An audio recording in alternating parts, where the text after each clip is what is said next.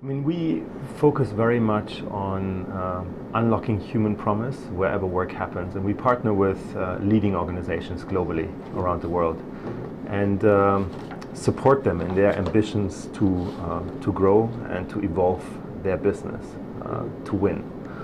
And India is interesting for lots of various reasons, but one is obviously the growth perspective of the workplaces in India within the next 15 years, if I remember correctly. So maybe you need to check the numbers before you quote me, but I think India is adding over 200 million people to its workforce.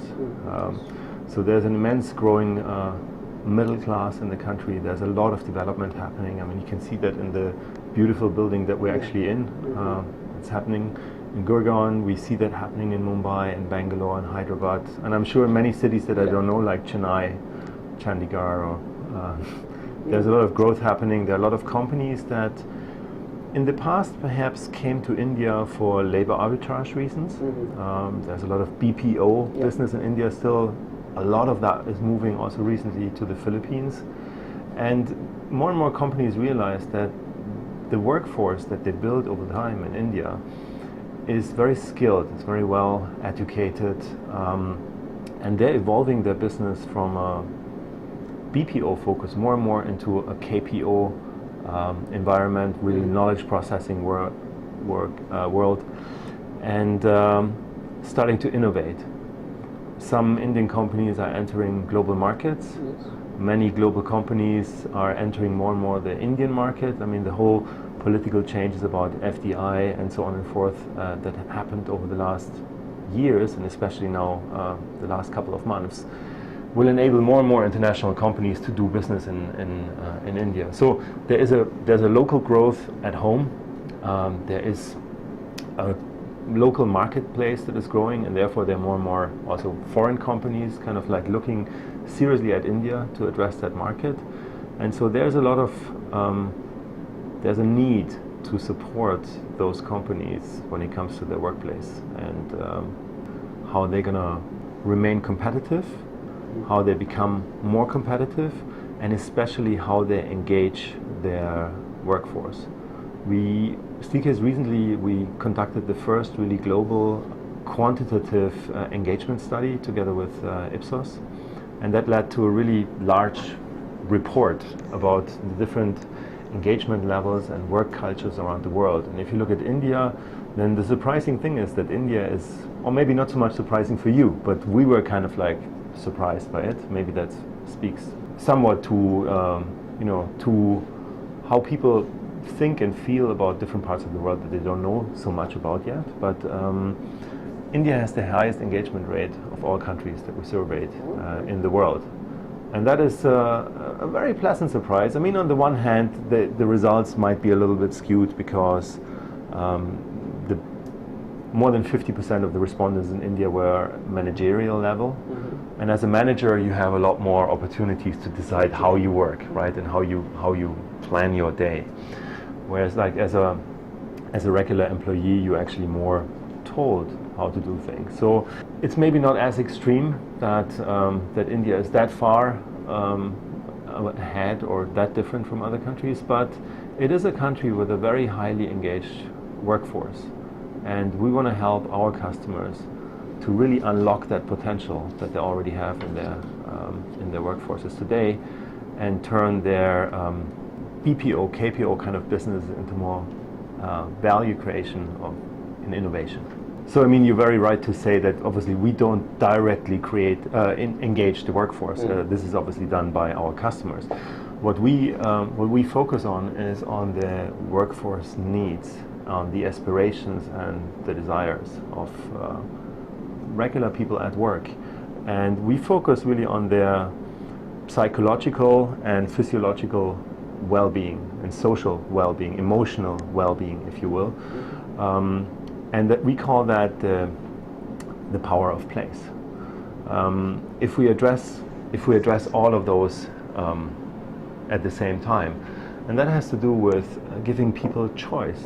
Nowadays, in offices, people want to have choice. They don't want to sit just in their cubicle and being told, look at this monitor, type your thing and do this and do that. They actually want to have a choice of postures, so they can work sitting down like we do now on a relative traditional private office setting, but they also might as well once in a while want to stand up, which is good for their well-being, is good for their heart rate and blood pressure, to really keep your body agile, as you rightly pointed out. They want to have moments and opportunities to socialize and have emotional connection with the rest of the team, and obviously with the company, so that they see value in the purpose of the company and help realizing that.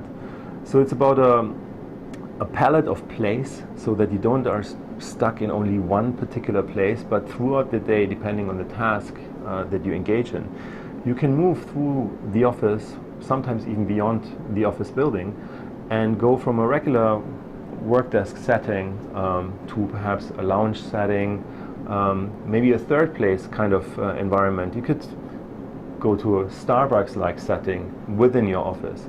We truly believe that people, despite the fact that people go to Starbucks and all that, meet each other, that there's still a very strong need for a place for them to come together. We're social animals.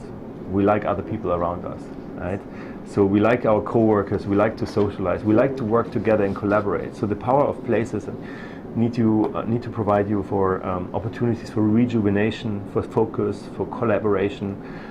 The power of postures, or the palette of postures is there to allow you to assume different postures throughout the day, depending on the task at hand. Regular task chair, standing up, maybe a bar stool, maybe a lounge setting, really depending on the type of work that you do. And then there is the palette of presence. So not for every task you need to be physically there. Sometimes you might choose to do something over the phone, sometimes there's a video call, sometimes you collaborate with a remote team via telepresence. And that gives you also opportunities to experience different modes of engagement and collaboration. And so those three P's, the palette of place, of posture, and of presence, are what we call the power of place that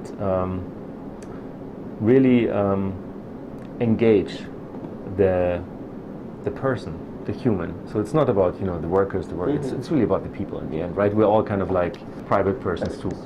So we don't really design workplaces. I mean, we design together with architects, our own work lives, but we partner with A&D companies that work with our customers on new solutions for their offices. But the key thing is really understanding the requirements of people that will use the space and will use the furniture. What do they really need? How do they work? And how can these work processes evolve to unlock synergies in the company that are not there yet, that are not realized yet? And that's unlocking human promise. So ergonomics is part of it, just to clarify that. I mean, the posture definitely is part of the ergonomics. The others are not directly only related to the mechanics of ergonomics. The ergonomics in India, I think it's difficult to kind of pinpoint it like that. I personally think it's a false belief to say because a country has a different culture that they have certainly totally different requirements than everybody else. In India, people seem to be quite happy to sitting on regular task chairs than they are elsewhere in the world. We all sit on chairs, right? The difference maybe is sometimes the size of bodies, right? So we know that in the US, the average size and weight of a worker is different than it is in India. But we also do know that growing economies like China and India also have starting to struggle with topics of obesity and so on and forth. So I would say overall we see there are no extreme differences between the markets, but I think what is different is the stage of development that the office environment is in. If you look into Australia, which is probably most advanced workplaces globally, quite edgy, more than the US, you will find that having height adjustable workstations and all this palette of place and all that is totally normal. That's like nearly every company works like that. In India, companies are just slowly starting to kind of like move into that area, and they're asking good questions, rightfully, right? Is this the right thing to do? How far can we jump without alienating our workers, right?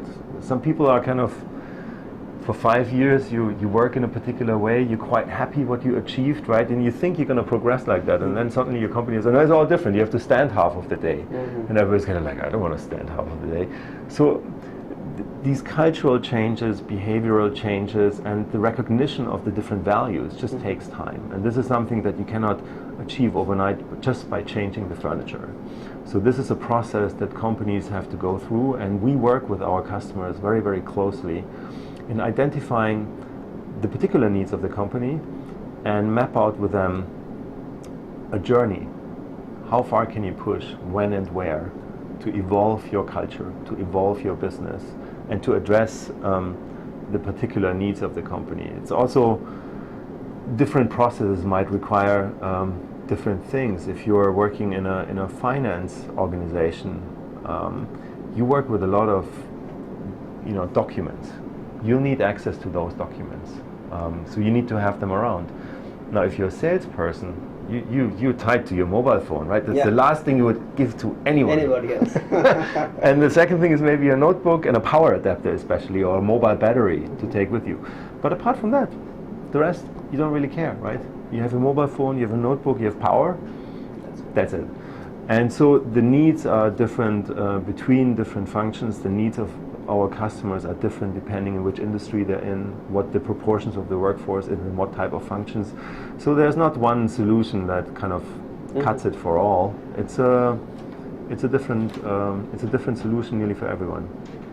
At the moment we see there's and this is going on actually for a while, but in the office world I think it's becoming more visible today.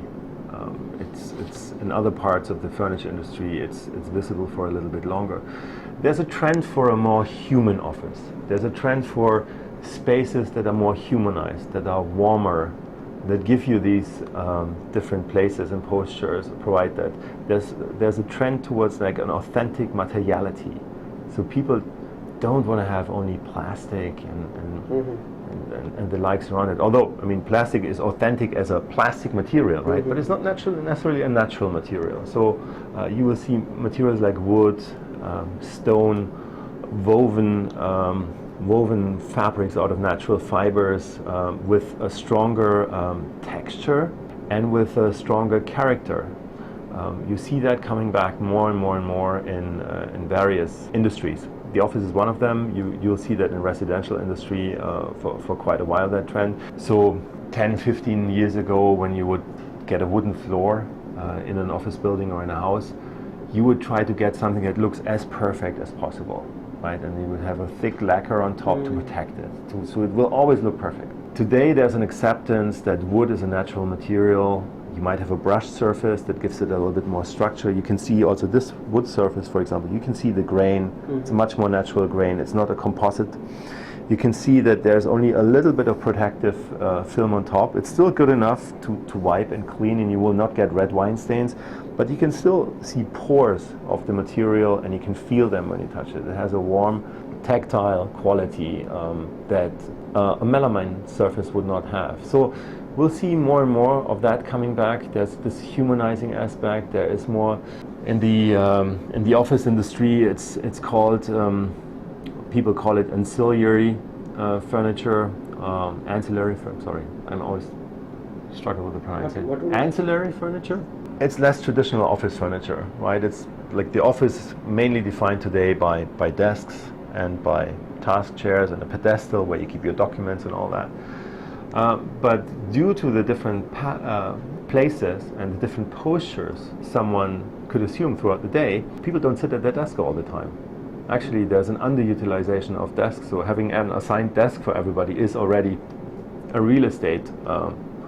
It's already a kind of a real estate problem for many of our customers, where there is a trend towards unassigned seating, hoteling or hot desking, if you will. So ancillary is all the furniture around that. So it's a little bit the things around the more traditional office furniture, the more regular office furniture.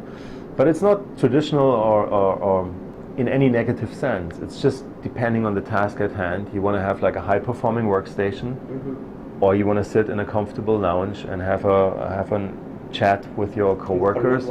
Maybe sometimes you also need to open up your mind, right, and just get into a brainstorming mode. You have to loosen up, and it's difficult to do that in a very upright position. Sometimes you need to have a different posture, and this is the kind of furniture that is currently often referred to as the more residential ancillary furniture that we see coming into office spaces. And if you look through our work life here, you will see that there's a wide palette of different places and postures that our team here can utilize throughout the day to collaborate, to rejuvenate, to focus on the work. And this is what we want to demonstrate to our customers as a living laboratory, if you will. That's why we call our offices not showrooms, but work lives. Oh, I think India has fantastic A&D community. There's a lot of entrepreneurs that are trying all kinds of things to develop their brands, to develop their businesses. I mean, the amount of different designed brew pubs, cafes, co-working spaces, and all that I've seen in India over the last 1 or 2 years is quite amazing. So I think the overall trend to authentic materials and crafted experiences and craft experiences, I think is in India as strong, if not stronger, than elsewhere. I would say people like natural materials here. The nice thing that I always love about India is that people love colors and patterns. So it's more vibrant than many other places in the world. I'm not sure if that is a trend. I don't think actually it's maybe a trend. I think it's part of the culture. I think it's how people grow up and what they like having around. It also is mirrored, I think, in food. There's a tactility to Indian food that is quite different than to many other foods in the world. I mean, foremost, I think because a lot of people eat with their hands and much more skilled than I am. But I think all of these, cultural elements, all of these things that we are conditioned by, I think play a role in preferences and how we look at the world. And so in India, again, I think there's a lot of similar trends happening than elsewhere. It's a very connected society. There's a lot of foreign influences, but India is also influencing a lot of other countries around the world. So there's more exchange probably happening between India and the world than it was true 20 years ago. I think that might be one of the major differences, I would say. What we see is a lot more technology moving into spaces in general, in particular the workplace. I mean, imagine if you drive a Tesla today, right? I mean, that's an example that we make. Every night when you park your car, it gets smarter because it gets over-the-air updates. It's a luxury experience, but it's already a real experience for many people around the world. You come to the office, and the office is the same dump place as every day, right? It's not dump as in being bad, but there's not so much smartness around it today. But what if a space would allow you to find for the day that ahead, for the task at hand, to find the perfect spot where you like the temperature. Temperature is a big complaint in offices. This too hot, this too cold, every office has different spaces. Could give you an opportunity to either find the right space for you or even regulate the temperature at the spot where you are, to regulate the lighting where you are, to actually realize you are you. And then the table goes to the right position directly. But even more important for facility managers, to get a really good understanding of the utilization of the spaces. I mean, a lot of companies have different meeting spaces, and many of them are big, because there's always an assumption that you have a large group and you always want to cater to the largest group. But if you look at the data, you'll find out that a lot of those spaces are mainly used by 2 or 3 people. And that, if a facility manager has with sensors, and that data gives him an indication that maybe we should actually cut up our big spaces into a medium space and a small space, because that's good enough, and maybe only keep one of the big ones. But you need data to act on that. So by bringing sensors and smartness into the office, we can engage the user and help them and support them better in working better and engaging more, being more engaged. But yet at the same time also our customers to make smarter choices and decisions about the evolution of their workplace and the utilization of their assets. I think we'll see that technology disappears more and more and just moves into things. Everything will become smart and more connected in one way or the other, but it will be less.